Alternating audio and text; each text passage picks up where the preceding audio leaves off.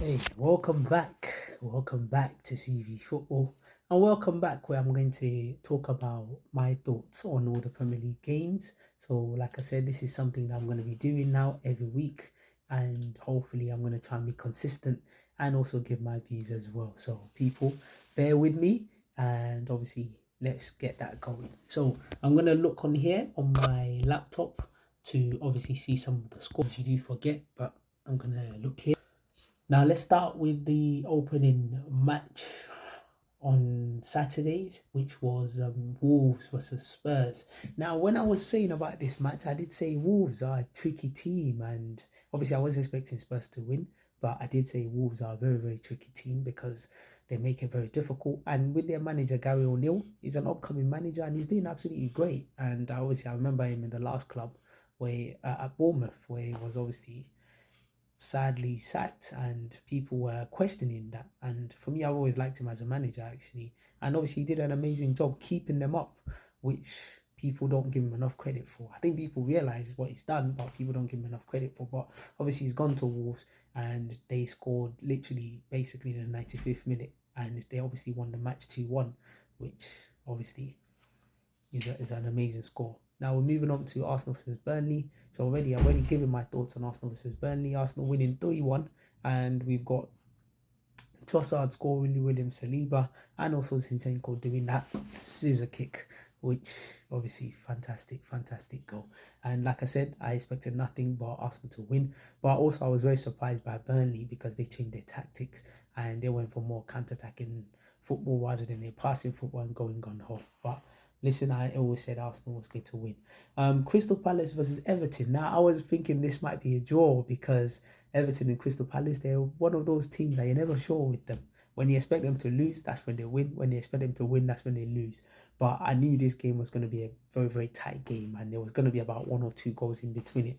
But if we look, the score was 3-2 to Everton. Now, I did mention about Everton that Everton has been doing brilliant and obviously Sean Dyche is slowly getting them back to the levels that they should be. And they're now, I think, top half of the league or even close to the top, maybe 12th. I'm not sure. I have to look at the table, but Everton coming back, winning 3-2, and trust me, that's a big result. Crystal Palace wise, they've been up and down, but I don't think they have anything to fear, to be honest with you, because Crystal Palace, they are a very average team. But with Crystal Palace as well, I think there is high expectations on them to try and move up in the league because obviously they have so much abundance of talent. Eze in there. Um, I forgot the winger now. Oh, I forgot the winger. I forgot his name. But Eze, brilliant football player, and they've got so many good players as well. Ayew as well, brilliant players. But great win for Everton. We're moving on to Man United versus Luton. Now, Man United won by 1-0. I forgot who scored, but let me double check who scored actually. I think I remember. Yes, I did know it was Victor Lindelof scoring, and I have to say big up to Maguire as well because he's been facing a lot of criticisms in the last years, and they did have a chance to move to Man United, which obviously people were telling him to move because obviously more game time, but I think there was something. My sources told me that there was something in there where obviously he wanted full payments. Man United didn't want to give him full payments because they didn't see it, and he saw that he signed a long contract. So it's either we pay up or he doesn't leave. And at the end of the day, he was forced to stay. Basically, he decided to stay, and obviously. In football, obviously that's a tough decision because if you decide to stay, you're taking a gamble because you have to wait for someone to get injured then for you to get chances. But with the way Man United are, there's a lot of injuries in there. So obviously he's had his chance and he's shown as a good defender. Now, Harry Maguire is a very good defender. Whether you like him or not, he's just that he's very slow.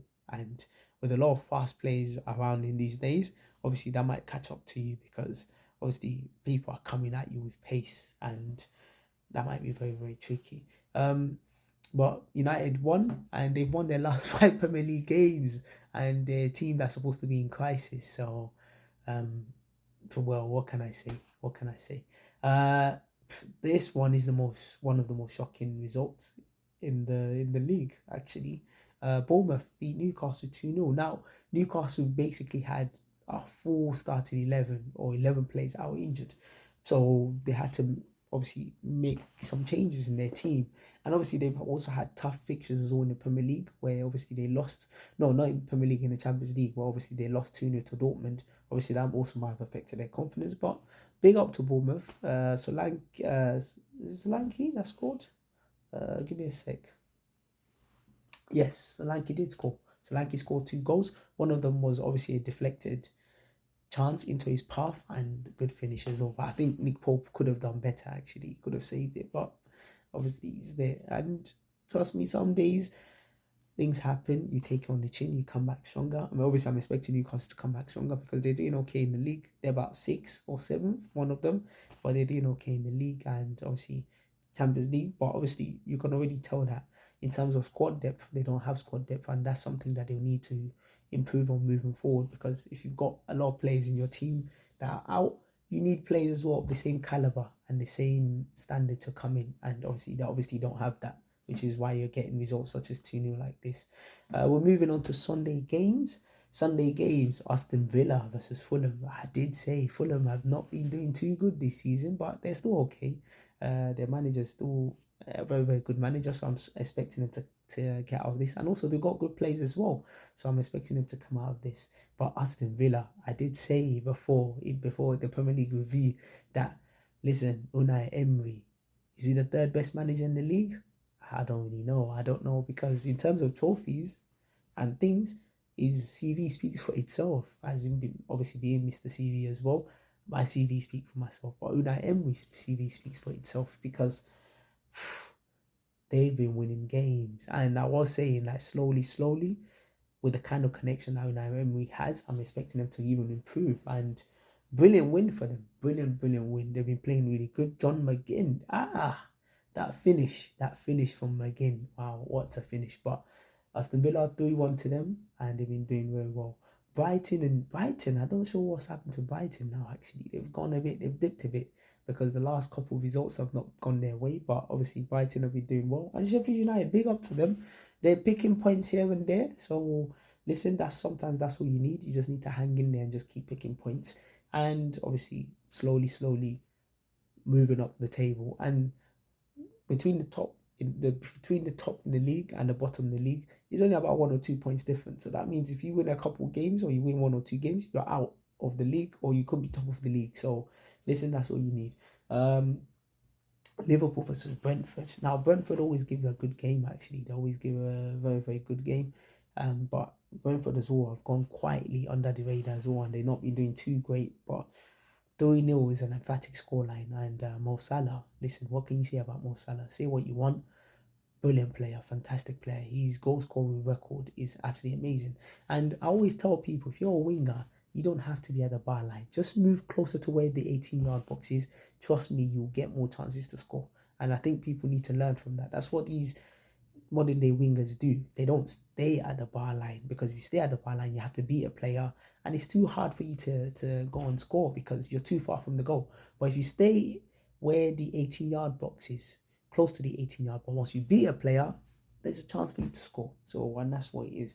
But brilliant goal from Mo Salah. Another record, the guy just smashing it. And recently, one of my sources told me that obviously when they had Mane, Salah, and Firmino in the team, Mane and Salah, they got on professionally, but outside of football, they weren't friends. And sometimes it's like that. You're there to do your job. Obviously, to us watching football from afar, we think, oh, yeah, this is a dream. To them, once you're in that kind of space, obviously, when you start, it's a dream for you to play football. But once you're in it, you realize that, wow, this is just like any other job. And obviously, there was a bit of a feud. There was a bit of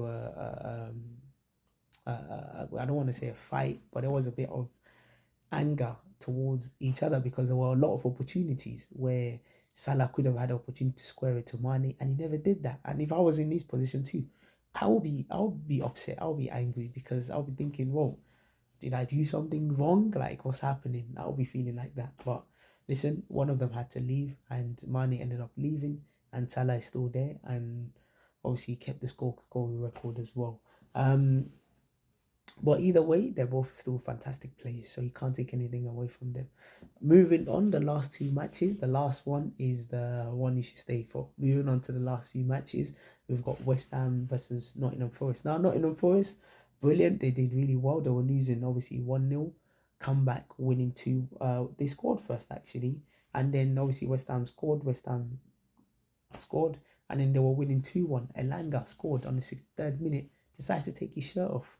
And obviously receiving a yellow card. I think it was just excited that he scored, or maybe he was just trying to show off that, oh yeah, he's ripped. I'm not sure. Only he can decide that. Maybe you should forward this video for him so that he can answer that question.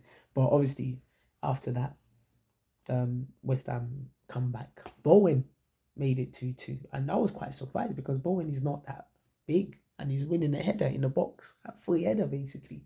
And then obviously Souček. For me, I've always liked Souček actually, but obviously his form dipped because when Rice was there, obviously Rice was getting more of the recognition. But actually, I like Souček because Souček is one of those players that they just have a way of scoring. And even before he scored the winner, he had a chance where he could have scored and he hit the bar.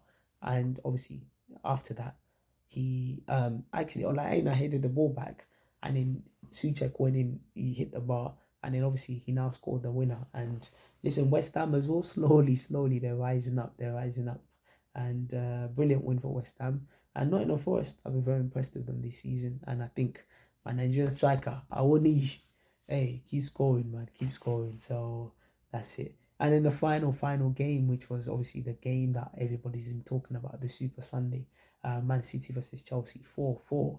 Now, Chelsea, brilliant, fantastic performance from Chelsea. You can't take anything away from them.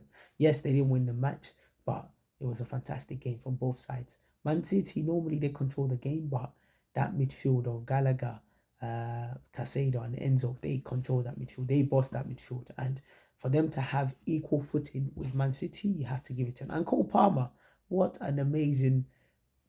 His footballing level, his footballing IQ is, wow, for a 20-year-old.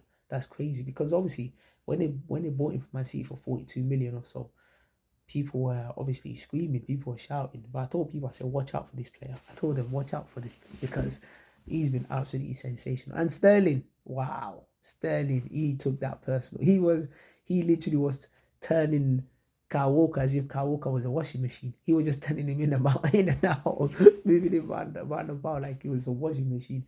And trust me, brilliant. He was sending Kyle Walker, go to Tesco, go and buy me eggs. Kyle Walker, go to Sainsbury's, go and buy me sandwich. Kyle Walker, go to Nando's, go get me some chicken. That's what he was doing. And he even put it through his legs as well. So I think Sterling really took that game personal. Same with Cole Palmer as well. But brilliant, fantastic play from Chelsea. For me, I've always rated Pochettino. I think he's a fantastic manager. He's definitely one of the best managers, or one of the best managers currently, to be honest with you. And I think very slowly Chelsea start coming up slowly, and obviously they still got transfer windows coming up, which I think they'll obviously get more players and keep improving the team.